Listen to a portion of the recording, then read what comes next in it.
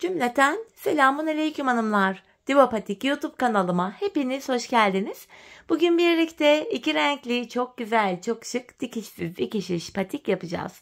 Ben patiğimde koyu yeşil ve beyaz olmak üzere iki tane normal patiklik ip kullandım. Şişlerim 3 numara. Hemen modelimi de göstereceğim. İşte hanımlar, modelimiz bu şekilde. Çok güzel, çok zarif, şık bir patik oldu. Yapılışı da oldukça kolay. Patiğimizin tabanı bu şekilde. Arkası bu. Patiğimizin hiçbir yerinde dikişimiz yok hanımlar. Patiğimize bilek bölümünden başlayacağız öncelikle.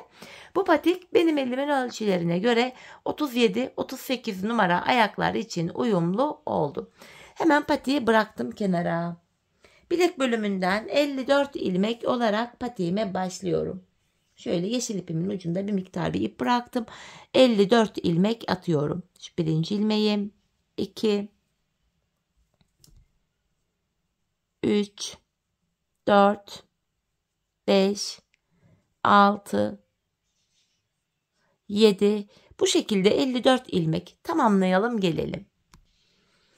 Evet hanımlar, 54 ilmeğimi attım geldim. Hemen şu kenara şöyle bir tane düğüm atacağım.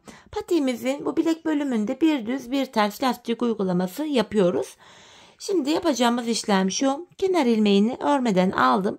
İlmeklerimi sırasıyla bir düz, bir ilmek ters, bir ilmek düz, bir tane ters, bir düz, bir ters. Bu şekilde yapıyoruz hanımlar. Bir düz, bir ters. Sıra sonuna kadar ilmeklerimizi bir düz, bir ters olacak şekilde örelim gelelim. Sıra sonuna kadar ilmeklerimi ördüm. Geri dönüyorum hanımlar. Ön yüzdeyiz. Ön yüzde de lastiğimize devam edeceğiz. İlmekleri yine gördüğümüz gibi öreceğiz. Şimdi ön yüzde olduğumuzu şöyle kabul ediyorum. Şu başlangıç ipimiz eğer sol taraftaysa ön yüzdeyiz demektir. Arka yüzde lastik örgüsü yaptık. Bir sıra örmüş olduk. Şu an ön yüzde lastikte ikinci sıradayız. Kenar ilmeğini örmeden aldım. Bakın şurada ilk ilmeğim düz. Düz örüyorum. Yanındaki tersimi ters. Bir düz, bir ters. Bir düz, bir ters. Bir düz, bir ters. Lastik uygulamasını bu şekilde yapacağız. Ön yüzde tamamlayacağız. 2 sıra olacak. Arka yüzde de yine ilmekleri gördüğümüz gibi öreceğiz. 3 sıra olacak. Ön yüzde yine ilmekleri lastik olarak öreceğiz. 4 sıra. Ve arka yüzde aynı şekilde öreceğiz. 5 sıra. Toplamda 5 sıra olacak şekilde patiğimizin şu bilek bölümündeki lastiğimizi örelim gelelim hanımlar. Evet hanımlar, 5 sıra lastiğimi ördüm geldim. Şimdi ön yüzdeyim. Hemen şu beyaz ile desenimize başlayacağız.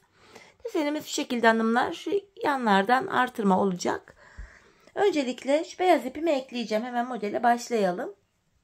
Bu aşamada artık kenar ilmeğini öreceğim. Renk geçişimi olduğu için şöyle. Ardından kenar ilmeğini ördükten sonra şuraya bir beyaz örüyorum. Hemen beyaz ipimin ucunu burada düğümleyeceğim. Patiğimiz sökülmesin diye. Kenar ilmeğinden sonra bir tane beyaz ördüm. Bir tane yeşili örmeden alıyorum. Yanına bir beyaz örüyorum. Bir yeşil örmeden aldım. Yanına bir tane beyaz ördüm. Yanındaki bir yeşili örmeden aldım. Şu kenar ilmeğini saymıyoruz. Burada 1, 2, 3 tane beyaz oldu hanımlar. Şimdi ortaya 4 tane beyaz öreceğim. 1, 2, 3, 4. Tekrardan model arası için bakın şu bölümü yapıyoruz şimdi de. Bir tane beyaz örmeden alıyorum. Bir tane yeşilimi örmeden aldım. Bir beyaz ördüm. Bir yeşil örmeden alıyorum. İkinci beyazı ördüm. Bir yeşil örmeden aldım. Üçüncü beyazı ördüm. Bir tane yeşili örmeden aldım. Şimdi tekrardan 4 tane beyaz yapacağız. Yani tam olarak şu bölüme geldik hanımlar. 4 beyaz örüyorum. 1, 2, 3, 4. Şimdi ortada bakın birer tane beyazımız var. Patiğin tam ortasına gelirken şu kenarda şu arada bir beyaz var. 3 tane değil bir tane. Bir yeşil örmeden alıyorum. Hemen yanına bir tane beyaz ördüm. Tekrar bir yeşili örmeden aldım. Şimdi patiğimin tam orta kısmına gelen şu bölüme 4 tane beyaz öreceğim. 1, 2, 3, 4. Ardından bu kenarda da yine bakın aynı şekilde bir yeşil örmeden alıyorum. Bir beyaz ördüm. Bir yeşil örmeden aldım. Yanına bakın şuraya geldik. 4 tane beyaz örüyorum. 1, 2, 3, 4. Artık patiğimizin şu bölümüne geçeceğiz. Yapacağım işlem şu hanımlar. Bir tane yeşil örmeden alıyorum. Bir beyaz ördüm. Bir yeşil örmeden aldım. İkinci beyazımı ördüm. Bir yeşil örmeden aldım. Üçüncü beyazımı ördüm. Bir yeşili örmeden alıyorum yine. Buraya 4 tane beyaz örüyorum. 1, 2, 3, 4. Yine bir yeşil örmeden aldım. Bir beyaz ördüm. Bir yeşil örmeden aldım. İkinci beyazımı ördüm. Bir yeşil örmeden aldım. Üçüncü beyazımı ördüm. Kenardaki ilmeğimi de beyaz ile ördüm. Şimdi arka yüzdeyiz. Arka yüzde hanımlar. Kenar ilmeğini örmeden alıyorum. Beyaz ilmeklerimi düz örüyorum. İpi arka yüze doğru aldım. Yeşillerimi örmeden alıyorum. Beyazlarımı düz yani haroşa örüyorum. Yeşillerimi örmeden alıyorum. Beyaz ilmeklerimi düz örüyorum. Yeşilleri örmeden alıyorum. 4 beyaz ilmeğimi yine beyaz ipimle düz ördüm. Yeşilimi örmeden aldım. Arka yüzde bu şekilde yapacağız. Model kurulumunu ön yüzde yapıyoruz. Arka yüzde de beyaz ilmeklerimi beyaz ipim ile örüyorum. Yeşil ilmeklerimi örmeden sağ şişime alıyorum.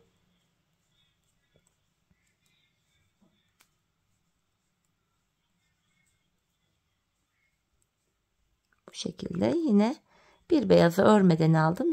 Bir yeşili örmeden aldım. Beyazımı ördüm. Bu şekilde yapıyoruz hanımlar. 4 beyazımı yine örüyorum. Yeşili örmeden aldım. Beyazımı ördüm. Yeşili örmeden aldım. Beyazı ördüm. Yeşili örmeden aldım. Yanındaki bir beyazı ördüm. Ön yüzde renk geçişi yapacağım için ipimi aradan çıkarıp kendime doğru alıyorum ve sonuncu ilmeğimi örmeden aldım. Beyaz ile ilk modeli tamamladık hanımlar. Bakın şu ortadaki dörtlü modelimizin tam ortası. Artık yeşile geçeceğiz. 2 sıra beyaz 2 sıra yeşil kullanacağız. Şimdi yeşile geçeceğiz. Artırmalarımızı hemen şu ortadaki 4 tane beyaz ilmeğimiz var. Onun yanındaki şu bir ilmek. Onun sağından ve solundan yapacağız artırmalarımızı. Şimdi bu aşamada ilk ilmeğimi örerek başladım. İlmeklerimi örüyorum. Şu yeşilin aralardaki birer beyaza kadar öreceğiz hanımlar. Hepsini yeşil ipim ile düz yani haroşa örüyorum.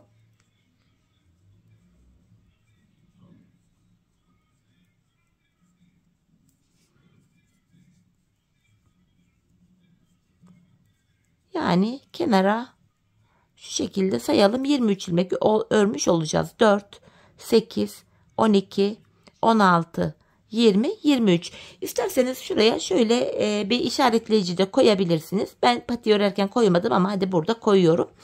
Şimdi şurada bir tane beyaz ilmek var. Bunun sağına ve soluna artırma yapacağız. Bakın artırmamı yaptım. Ortadaki beyaz ilmeğimi ördüm. Hemen beyaz ilmeğin soluna da bir tane artırmamı yapıyorum. Bakın ilk artırmamızı yaptık.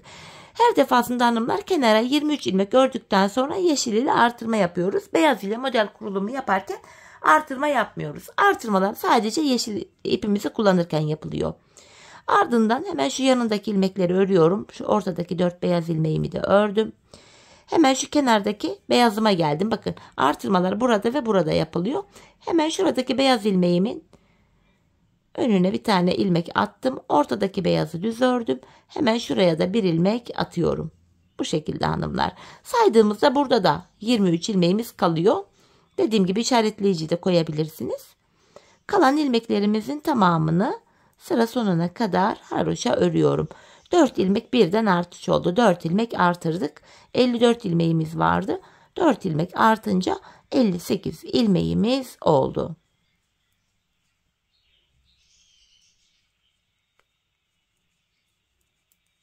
Sonuncu ilmeğimi de ördüm. Şimdi geri dönüyorum hanımlar. Arka yüzdeyim. Arka yüzde yine ilmeklerimizin tamamını haroşa öreceğiz. Kenar ilmeğini aldıktan sonra bu şekilde artırdığımız ilmekler dahil hepsini hanımlar sıra sonuna kadar bu şekilde haroşa yani düz örelim gelelim. Evet hanımlar ilmeklerimi ördüm. Bakın son bir ilmeğim kaldı. Bunu örmeden şöyle alıyorum. Ön yüze geçtim. Ön yüzde bu defa beyaz ipime geçiyorum. Modelin ilk kurulumunda ilmekleri dikkat ederek örmüştük. Artık alttaki modele bakarak ilmekleri aynı yerde öreceğiz.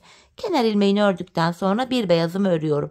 Alt modele bakarak aynısını yapıyoruz. Bakın bir yeşil örmeden alıyorum. Altta beyaz var, beyaz ile örüyorum. Bir yeşil örmeden aldım. Bir beyaz ördüm. Bir yeşil örmeden aldım. Bakın şurada 4 beyaz var. Alttaki modeli aynı şekilde yine kuruyoruz. 4 beyaz. Yine bir yeşil örmeden aldım. Bir beyaz. Bir yeşilimi örmeden alıyorum.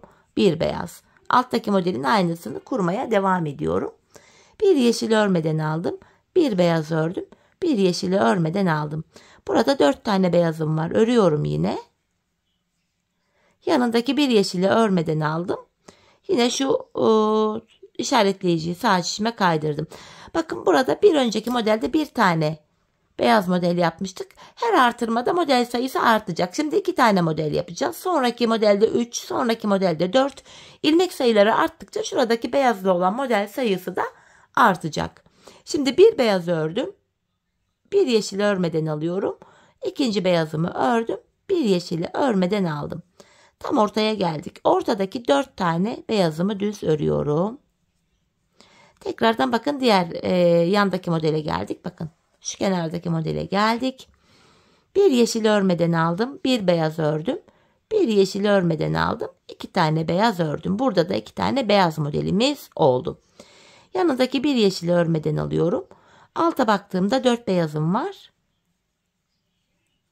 Bir yeşili aldım. Bir beyaz örüyorum. Yeşili aldım. Bir beyaz. Yeşili aldım. Bir beyaz. Yeşili aldım. Burada 4 tane beyazım var. Yeşili aldım. Bir beyaz. Yeşili aldım. Bir beyaz. Yeşili aldım. Yanına bir beyaz ördüm. Kenar ilmeğimi de yine örüyorum. Bu şekilde. Şimdi geri döndük hanımlar. Yine arka yüzde beyaz ipimizle yapacağımız işlem aynı. Kenar ilmeğini örmeden aldım. Beyaz ilmeklerimi düz örüyorum. Yeşil ilmeklerimi örmeden sağ şişime alıyorum. Yeşil ilmekleri sağ şişe alırken beyazı kendime doğru alıyorum. Yeşilimi örmeden aldım. Beyaz ilmeklerimi düz örüyorum. Arka yüzde model kurulumu yapmıyoruz. Beyaz ilmeklerimizi beyaz ipimiz ile haroşa örerken yeşil ilmeklerimizi de yine örmeden şişimizi alıyoruz. Bu şekilde. Yeşilimi örmeden aldım. 4 beyazımı örüyorum. Yeşili örmeden aldım. Bir beyaz. Bu şekilde devam ediyoruz. Gördüğünüz gibi beyaz ipimizle model yaparken artırma yapmıyoruz. Sadece yeşil ipimizdeyken artırmamızı yapıyoruz. Sonuncu ilmeğimi örmeden aldım. Geri dönüyorum. Ön yüzdeyim. Tekrar yeşil ipimize geldik. Yeniden artırma zamanı. Şu beyaz ilmeklerin bakın sağına ve soluna artırma yapacağız. Bu defa 2 beyaz ilmek var. İlmeklerimizin tamamını önce öreceğim. Kenardaki 23 ilmeğimi. İşaretleyici olan yere kadar ilmeklerimi yine haroşa örüyorum yeşil ipim ile.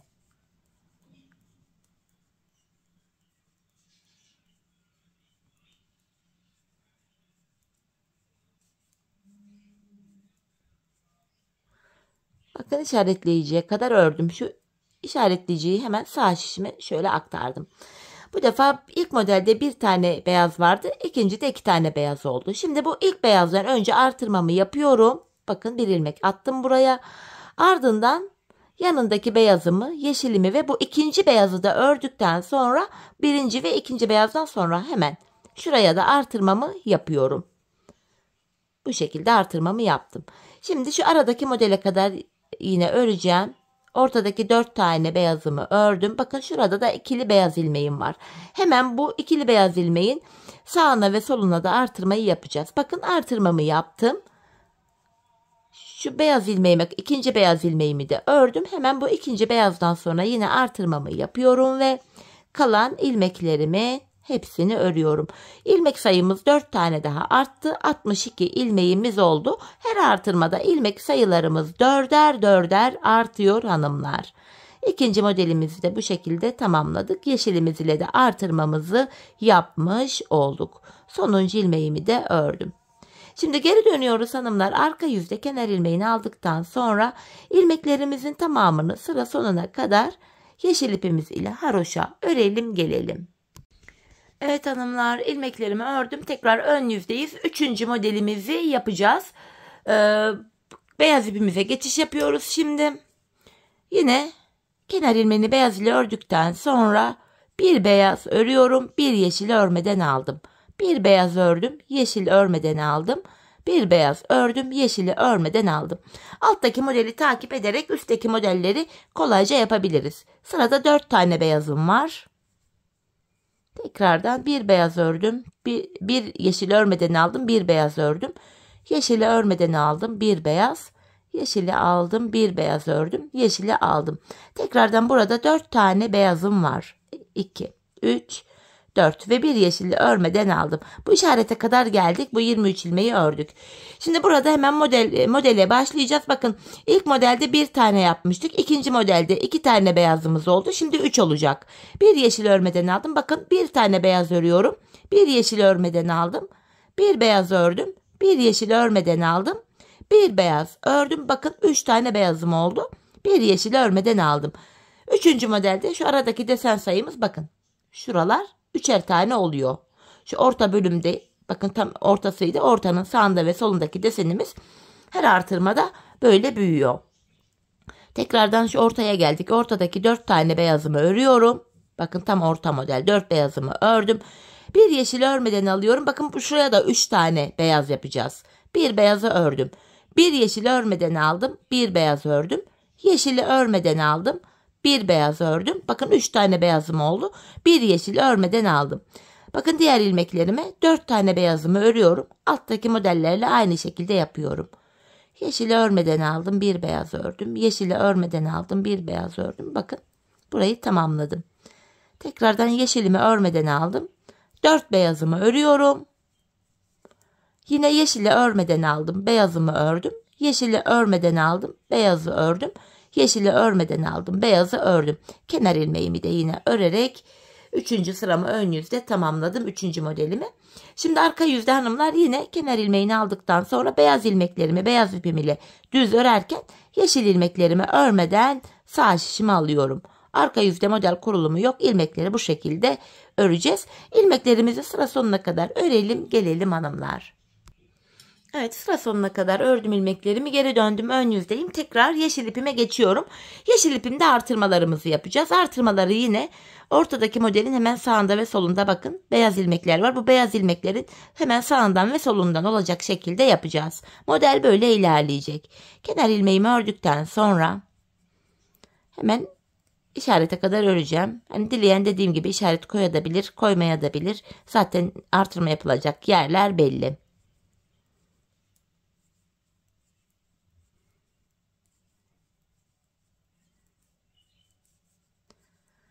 Şu kenardaki her defasında büyüyen şu beyaz modellerime geldim. Bakın işareti de çıkarttım. Şurada 3 tane beyaz vardı. Şimdi bu hemen beyaza geldim. Hemen onun önüne bir ilmek artırdım. Sonra 3. beyaza kadar örüyorum. Bakın şu 3. beyazı da ördüm.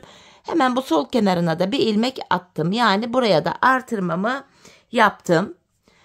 Şimdi yanındaki ilmekleri yine düz örüyorum. Ortadaki 4 tane beyazım var. Bunu da düz ördüm. Hemen diğer taraftaki bakın. Hemen ortadaki şu dörtlü ilmeğin, hatta bu dörtlü orta ilmeğin sağına ve soluna da işaretleyici koyabilirsiniz. Hemen bakın şurada 3 tane beyazımız var. Hemen buraya da artırmamı yapıyorum. Beyazdan hemen önce artırmamı yaptım. 3. beyazıma kadar örüyorum. Hemen 3. beyazdan sonra da artırmamı yapıyorum. Ve kalan ilmeklerimizi sıra sonuna kadar haroşa olarak örüyoruz hanımlar. Ön yüzde tekrar artırmamızı yaptık. İlmek sayımız 4 daha arttı. Beyaz örerken, beyaz modeli yaparken artırma yapmıyoruz. Beyaz ile model kurulumu yapıyoruz. Yeşile geçtiğimizde de artırmalarımızı yapıyoruz. Bu şekilde sonuncu ilmeğimi de ördüm. Şimdi geri dönüyoruz. Hanımlar, arka yüzde ilmeklerimizin tamamını sıra sonuna kadar haroşa olarak örelim gelelim. Evet hanımlar, ilmeklerimi ördüm arka yüzde. Tekrar ön yüzdeyiz. Yine beyaza geçeceğiz. Bu defa 4. modeli yapacağız. Burada hanımlar yanlardaki modeller aynı devam edecek. Bakın tam orta bölümün sağında ve solunda 3'er tane model vardı. Bu sırada buralarda 4'er model olacak. Her sırada model artıyor. Bu aşamada şöyle beyazımı aldım. Kenar ilmeğimi örüyorum. Yanına bir tane beyaz ördüm. Yeşili örmeden aldım. Beyaz ördüm. Yeşili aldım. Beyaz ördüm. Yeşili aldım. Bakın alttaki modeli takip ederek gidiyorum. 4 beyaz. Yine yeşili aldım. 1 beyaz. Yeşili aldım. 1 beyaz. Yeşili aldım. 1 beyaz. Tekrar yeşili aldım. Altta 4 tane beyaz var. Onun üstüne yine 4 beyazımı örüyorum. Tekrardan yeşilimi örmeden aldım. Bakın bu defa şu orta desenli bölüme geldik. Burada 4 tane beyaz model olacak. 1 beyaz örüyorum. Yeşili örmeden aldım. 2. beyazım. Yeşili örmeden aldım. 3. beyazım. Yeşili örmeden aldım. 4. beyazım ve yeşili örmeden aldım. Bakın 4 tane beyazım oldu. Ortadaki 4 beyazımı örüyorum. Tekrardan yeşili örmeden aldım. Şurada da 4 tane beyaz model olacak. Beyaz model sayısı artacak. 1 beyaz örüyorum. Yeşili aldım. 2. beyazım. Yeşili aldım. 3. beyazım. Yeşili aldım. 4. beyazım. Yeşili aldım. Hemen ortadaki 4 beyazımı örüyorum yine. Tekrardan diğer kenardaki modelleri gördüğüm gibi örüyorum. Bakın şöyle yine altta 4 beyazım var. Buraya 4 beyaz. Yeniden bir yeşil örmeden aldım. 1 beyaz. Yeşilimi örmeden aldım. 1 beyaz. Yeşilimi örmeden aldım. 1 beyaz ve kenar ilmeğimi de örerek ön yüzde 4. modelimi tamamlıyorum. Gördüğünüz gibi hanımlar modelimiz şekillenmeye başladı bu şekilde. Şeklimiz ortaya çıktı. Arka yüzde yine hanımlar beyaz ilmeklerimizi beyaz ipimiz ile örüyoruz. Yeşil ilmeklerimizi de örmeden sağ şişimize alıyoruz. Arka yüzde ilmeklerimizi bu şekilde örelim gelelim. Yeniden ön yüze geldim. Yine yeşilimi alıyorum. Artırmaları bir kez daha göstereyim hanımlar bu aşamada.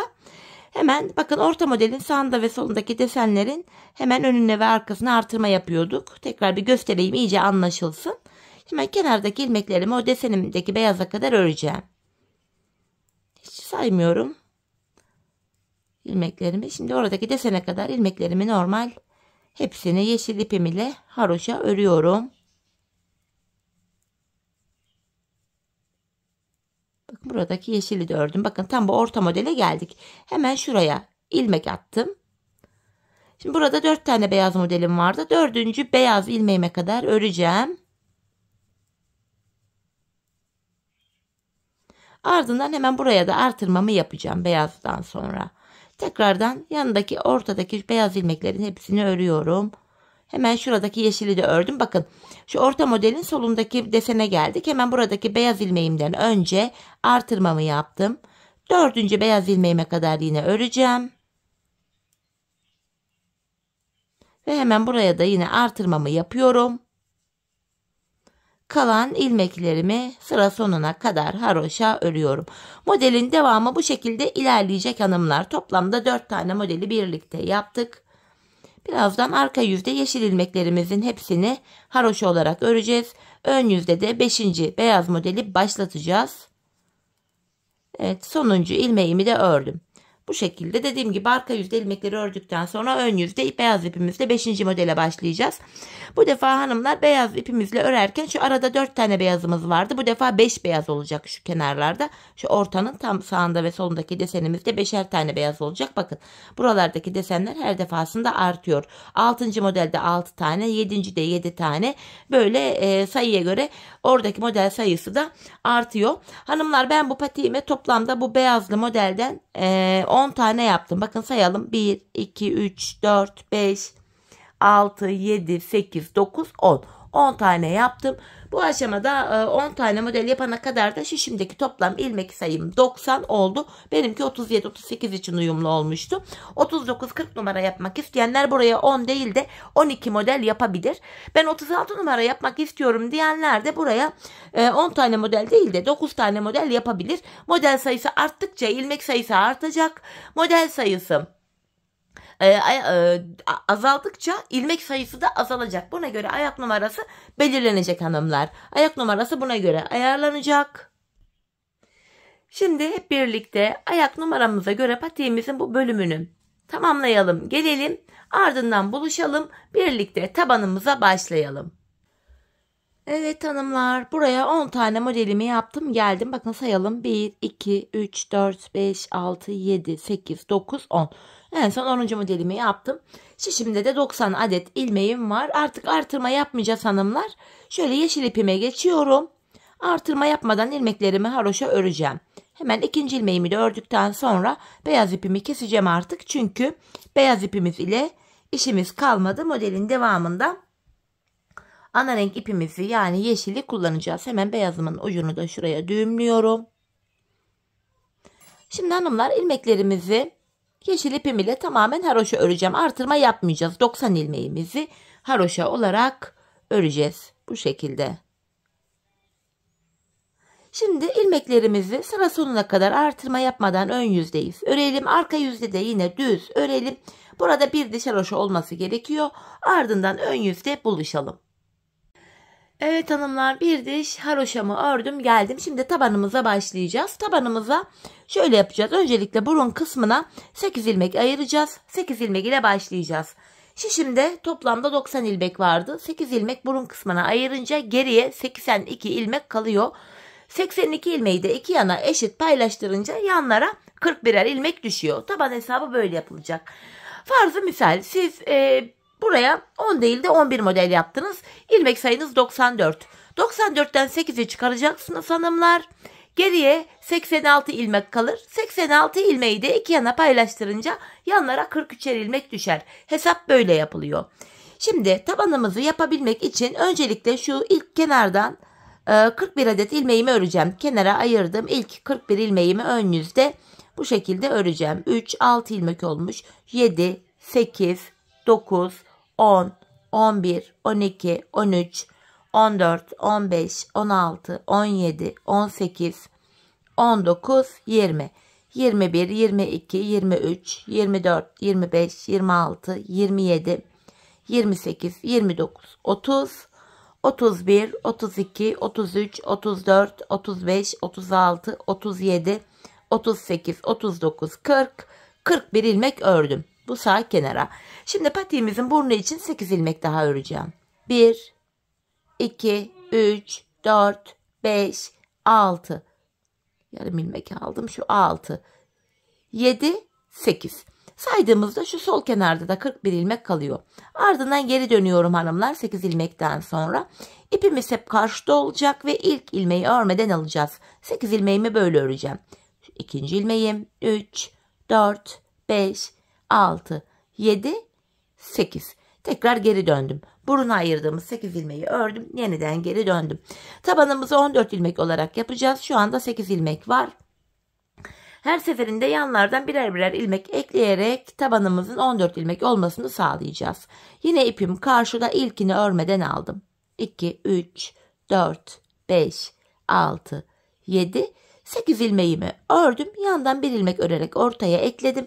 Ortada 9 ilmeğim oldu. Şimdi geri dönüyorum hanımlar. İpim karşıda, ilkini örmeden aldım. 9 ilmeğimi öreceğim.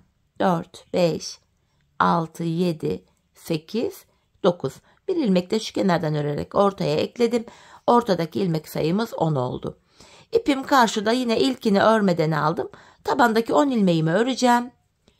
4, 5, 6, 7, 8, 9, 10. Bir ilmek de şu kenardan örerek ortaya ekledim. Ortadaki ilmek sayım 11 oldu. Tekrar geri dönüyorum. İpim karşıda, ilkini örmeden aldım. Şimdi de 11 ilmeğimi öreceğim. 5, 6, 7, 8, 9, 10, 11. Bir ilmek de kenardan alarak örüyorum. 12 oldu. 14 olana kadar bu işleme devam edeceğiz. Yine ilk ilmeğimi örmeden aldım. 12 ilmeğimi öreceğim. 4 oldu. 5, 6, 7, 8, 9, 10, 11, 12. Bir ilmek de yandan alarak ördüm. 13. Tekrar geri dönüyorum. İpim karşıda, ilk ilmeği örmeden aldım. Şimdi de 13 ilmeğimi öreceğim. 4, 5, 6, 7, 8, 9, 10, 11, 12, 13. Bir ilmek de kenardan alarak ortaya ekledim. Ortadaki ilmek sayımız 14 oldu. Yani tabanımız 14. Şimdi yapacağımız işlem şu: 14 ilmek üzerinden tabanımızı öreceğiz. Kesimlerimiz başlayacak. Yine kesim bölümünde de ipimiz hep karşıda olacak ve ilk ilmeği örmeden alacağız. Tabanımda son bir ilmek kalana kadar öreceğim. Yani 13 ilmeğimi öreceğim. 5 oldu. 6, 7, 8, 9, 10, 11, 12, 13 ilmeğimi ördüm. 14. ilmekte yandan da bir ilmek alıp ikisini keserek örüyorum. 13 ilmek ördüm. 14'te kesim yaptım. Kesimden sonra geri dönüyorum. Yine ipim karşıda, ilkini örmeden aldım. 13 ilmek öreceğim. 2, 3, 4, 5, 6, 7, 8, 9, 10, 11, 12, 13. Bir ilmekte bakın 14. ilmeği örerken yandan da bir ilmek alıp ikisini kesiyorum. Taban 14 ilmek üzerinden bu şekilde yapılacak ve her seferinde ilmekleri tek tek saymaya da gerek yok. Çünkü bakın hanımlar, tabanımız ile şu kenar arasında bir boşluk görüntü var. Tabanda son bir kalana kadar öreceğiz. Sonuncu ilmekte kesimi yapacağız. Bakın saymadan gideceğim. Yine tabanımda son bir ilmeğim kalana kadar ilmeklerimi örüyorum. Bu sonuncu ilmekte yandan da bir ilmek alıp ikisini kestim. Tekrar geri dönüyorum. Yine şöyle baktığımızda taban ile kenar arasında bir boşluk görüntü var. Yine tabanımda son bir ilmeğim kalana kadar ilmeklerimi saymadan örüyorum.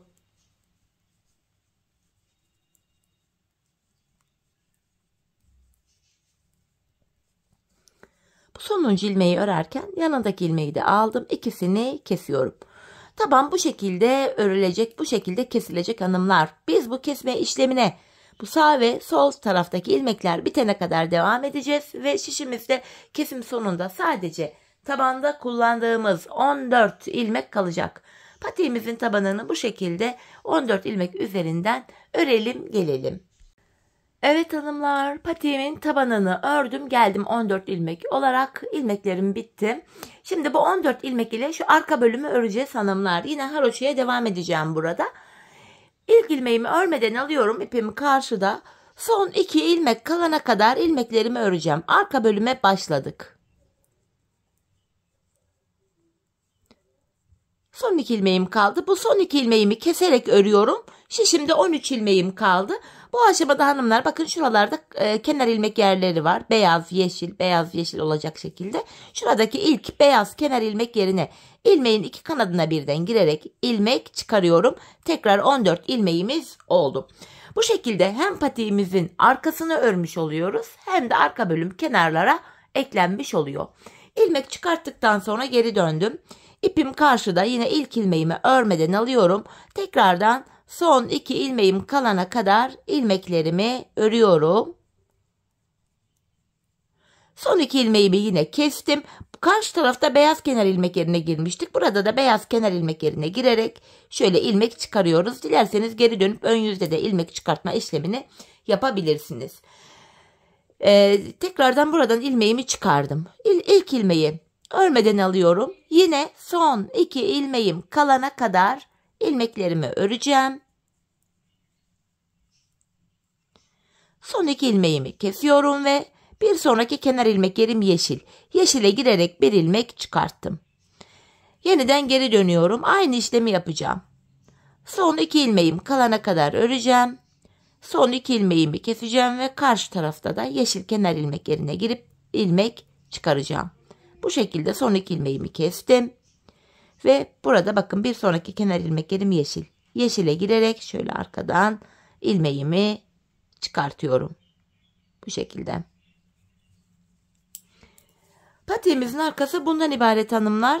Son 2 ilmek kalana kadar öreceğiz. Son 2 ilmeğimizi keseceğiz ve sıradaki kenar ilmek yerinden ilmek çıkaracağız. Arka bölüm bu şekilde örülecek. Şöyle son 2 ilmeğimi kesiyorum. Sıradaki kenar ilmek yerim beyaz. Beyaza girerek bir ilmek çıkarttım. Bu şekilde hanımlar haroşaya devam edeceğiz ta ki şu lastikli bölüme gelene kadar. Patiğimizin şu arka bölümünde de şu ön tarafla model bütünlüğü sağlansın diye lastik bölümünde lastik örgü uygulaması yapacağız. Bu şekilde haroşa olarak hanımlar şu son beyaz kenar ilmek yerlerine gelene kadar bakın son beyaz kenar ilmek yerlerine gelene kadar patiğimizin şu arkasını haroşa örelim gelelim. Evet hanımlar, bu son beyaz kenar ilmek yerlerine gelene kadar patiğimin arkasını haroşa olarak ördüm. En son şurada beyaz kenar ilmek yerinden ilmeğimi çıkarttım. Hanımlar, artık lastik örgü uygulaması yapacağız. Şu ilk ilmeğimi örmeden alıyorum. Yanına bir ilmek düz, bir ters, bir düz, bir ters, bir düz, bir ters, bir düz, bir ters lastik uygulamasını yapıyorum. Bir düz, bir ters, bir düz ve son iki ilmeğim kaldı. Düz denk geliyor. Son iki ilmeğimi yine düzden keserek örüyorum. Ve hemen şuradaki kenar ilmek yerine girerek yeşile buradan ilmek çıkarttım. Geri dönüyorum hanımlar. İpim karşıda, ilkini örmeden aldım. Yine ilmekleri gördüğüm gibi öreceğim. Bakın ilk ilmeğim ters, ters ördüm. Bir düz. Bu şekilde. İlmeklerimizi burada da gördüğümüz gibi örüyoruz. Bir düz, bir ters.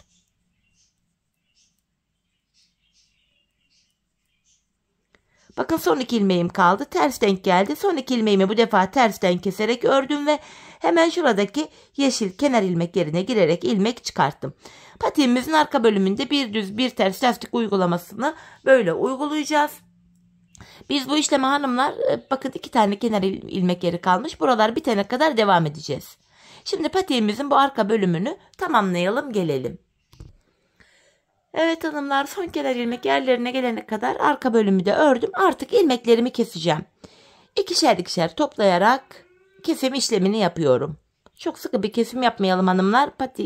Ayak gireceği için bu bölümden, yani burası bilek bölümü olduğu için ayağımız rahat girsin diye biraz gevşek, esnek bir kesim yapalım. İlmeklerimin tamamını bu şekilde kesiyorum. Sonuncuyu da kestim. Hemen şu kenarda tümsek bir görüntü oluşmasın diye burayı tığ yardımı ile şöyle dibine batarak düzlüyorum. Bakın şu dibine batarak burayı düzledim. 2 tane de zincir çektim ve ipimi kesiyorum. Hemen iplerimizi gizleyelim, patiğimize bakalım. Şöyle başlangıç ipimizin ucu vardı. Bir de bitirdiğimiz ipimizin ucu burada. Bu şekilde her iki ipimizi de gizliyorum. Şöyle. Patiğimizin içi dışı tertemiz görünsün. Ayağımıza giydikten sonra bu uçlar çıkmasın diye gizleme işlemini yapıyoruz. Evet hanımlar, patiğimizi bitirdik. Bakın şekil itibariyle patiğimiz şöyle. Haroşa örgü olduğu için bakın esnekliğini şöyle göstereyim hanımlar. Şöyle gayet esnek bir model. Ayağı saran bir model. Patik böyle. Hemen makine ayağıma giydireyim hanımlar. Patiğimizi bir de ayağımızda görelim. Çok güzel, çok kolay, çok da şık bir patikti. Ben çok beğenerek yaptım. Umarım sizler de patiğinizi benimle birlikte beğenerek, severek yaparsınız. Eğlenceli bir modeldi. Örmesi zevkli. Evet, hemen şöyle patiğimizi de göstereceğim size. Şöyle düzelteyim. Evet hanımlar, bakın. Ayaktaki duruşu şöyle. Bakın esneklik payı da bu şekil.